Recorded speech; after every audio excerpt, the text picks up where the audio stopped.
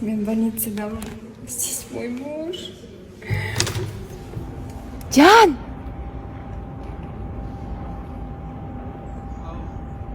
Сағындың ба? Аз шығам. Қыздар айтып келді, күйеуіңіз тұрады сізді күтіп.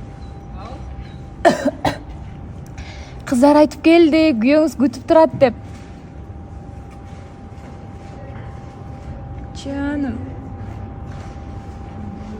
бір салған кездер мен әдет болып қатты стажға шығып жүремін де жауып кететін.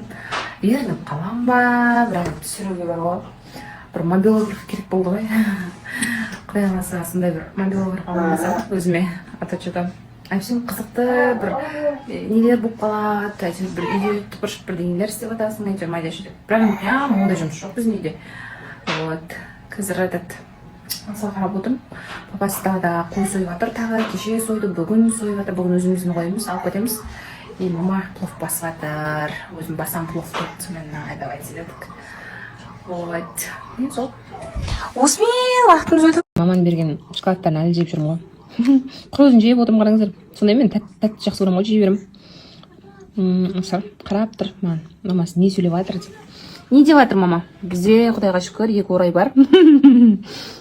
Ерекше адамдарда болады дейді ғой. Менің балапан ерекше ғой. Иә, сәлем?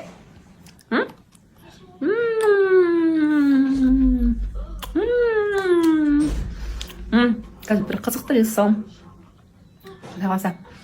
Потом неге барып кету керек? Жұмыстарымызбен қалаға шығу керек. Одан кейін что у нас? Торт қарау керек еще. Ертең маманың туған күні. Иә, аңсар. Үйде боламыз. Кафеге бармайтын болдық. Ойлағам ғой, кафеге шығамыз ба деп.